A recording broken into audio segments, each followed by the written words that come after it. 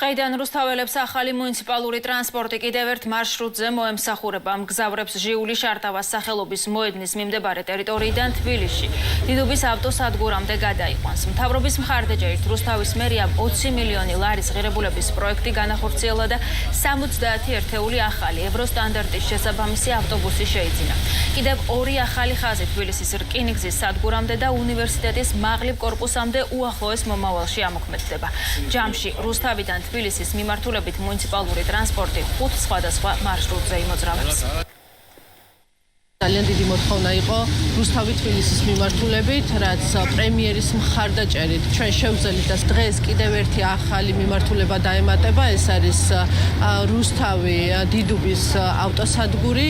ჩვენ გვაქვს კიდევ ორი მიმართულება, რომელიც განსაკუთრებით სტუდენტებზე იქნება მორგებული. რუსთავში მუნიციპალური ტრანსპორტის რეფორმა სრულიად ახალ ეტაპზე გადავიდა.